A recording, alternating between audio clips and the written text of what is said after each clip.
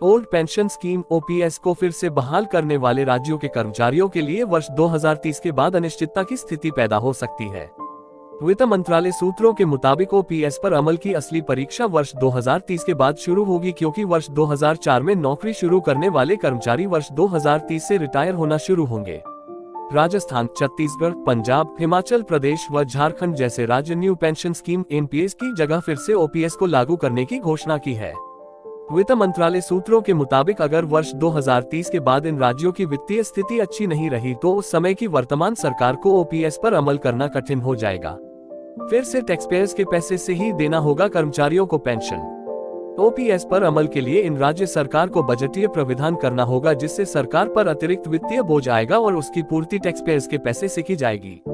वित्त मंत्रालय सूत्रों मुताबिक दूसरी चिंता इस बात की है कि ओपीएस को फिर से बहाल करने वाले राज्यों ने एनपीएस के तहत पेंशन फंड के लिए राशि जमा करना स्थगित कर दिया है या इस साल अप्रैल से कर देंगे। ऐसे में वर्ष 2030 के बाद अगर इन राज्यों की वित्तीय स्थिति अच्छी नहीं रही तो उनके पास कर्मचारियों को पेंशन देने के लिए एनपीएस फंड में भी पर्याप्त राशि नहीं होगी। एनपीएस के तहत पेंशन फंड में कर्मचारी और नियोक्ता सरकार दोनों की तरफ से राशि जमा होती है।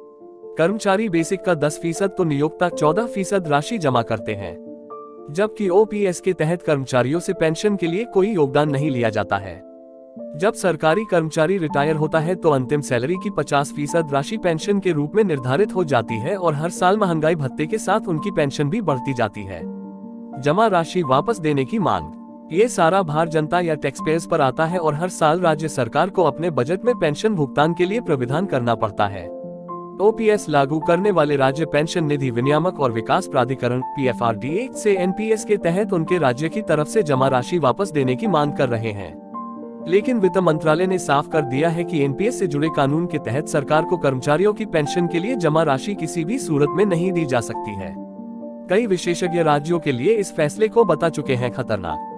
ओपीएस लागू करने वाले राज्य ये भी तर्क दे रहे हैं कि उनकी तरफ से जो 14% की राशि एनपीएस में हर साल जमा कराई जाती थी वह अब बचेगी और उस राशि के प्रबंधन से ओपीएस लागू करने में मदद मिलेगी। इस साल जनवरी की अपनी रिपोर्ट में आरबीआई ने भी ओपीएस को बिना फंड वाली पेंशन सुविधा होने से इसे राज्यों से जोखिम भरा बताया है।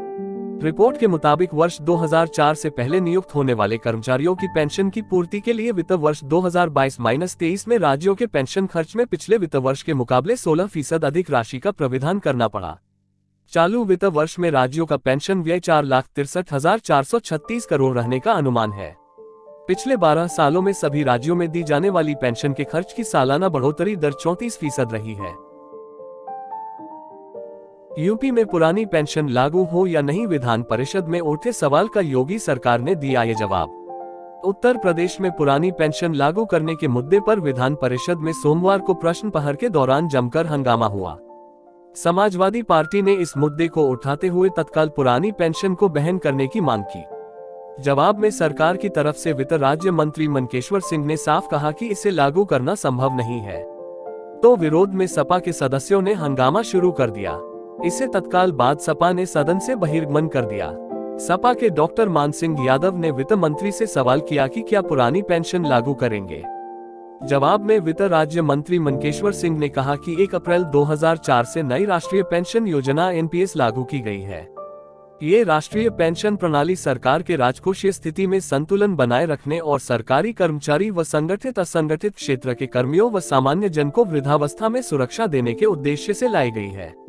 उन्होंने कहा कि बीते 31 जनवरी तक 5.95 लाख सरकारी कर्मचारियों ने तथा स्वशासी संस्थाओं के 3.50 लाख कर्मचारियों का एनपीएस में पंजीकरण किया गया है।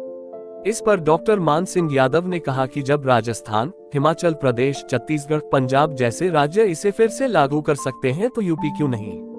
उन्होंने आरोप लगाया कि नई पेंशन स्कीम के तहत कर्मचारियों के पैसे को यूटीआई, बिरला सन लाइफ, एचडीएफसी व स्टेट बैंक में पेंशन के पैसे जमा किए जा रहे हैं, जिसका लाभ पूंजीपति उठा रहे हैं। शिक्षक दल के ध्रुव कुमार त्रिपाठी ने कहा कि सरकार अपनी पूर्व की गलतियों को सुधारे, सरकार के पास अधिकार है।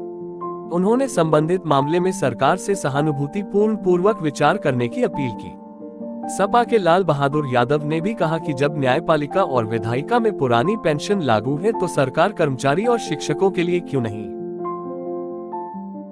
हमारे वीडियो को लाइक, शेयर और चैनल को सब्सक्राइब करें। देखें अपने शहर की खबर सबसे पहले हमारे चैनल पर।